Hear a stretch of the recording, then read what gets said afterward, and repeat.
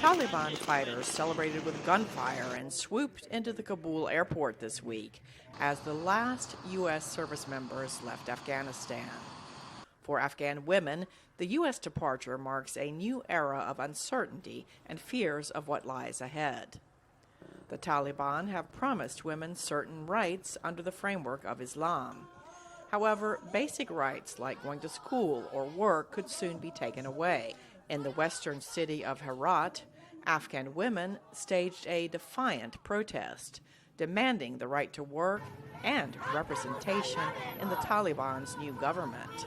I want to say that I was forced to stay at home for the crime of being a student 20 years ago, and now, 20 years later, for the crime of being a teacher and a woman.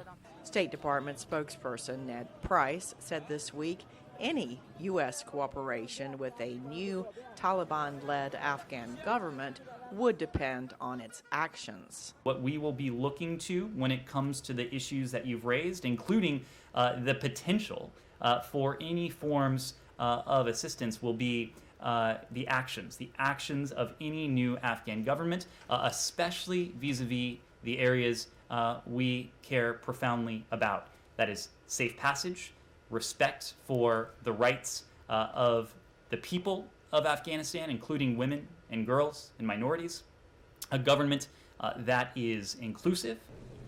U.S. Senator Jeanne Shaheen told a Washington Post forum this week that the Doha Agreement, negotiated between the Trump administration and the Taliban in 2020, provided no guarantees of an inclusive government or protections for the rights of women. I raised concerns with former Secretary Pompeo, with Ambassador Khalilzad, that women were not represented at the table, despite the fact that we have legislation on the books signed by former President Trump that says in conflict areas, women should be at the negotiating table when we are negotiating the end to the dispute. And those messages fell on deaf ears. So now we are dealing with a situation where women and girls were not represented at the table, and there are no assurances for them going forward. A former Afghan judge living in exile told that same forum what she is hearing from women activists still in Afghanistan.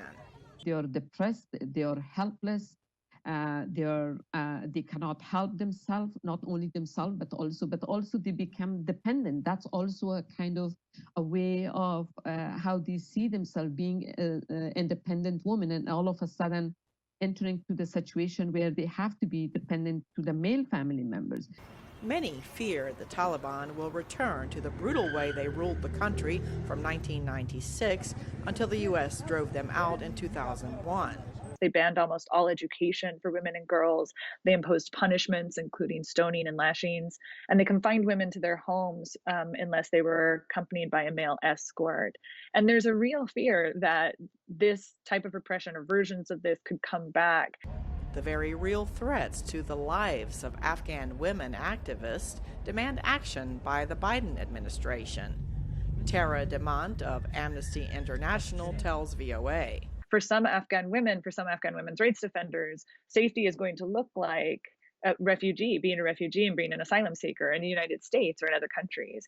For now, many Afghan women are left to stay and fight for their rights, with a fresh protest Friday in Kabul. Cindy Saine, VOA News.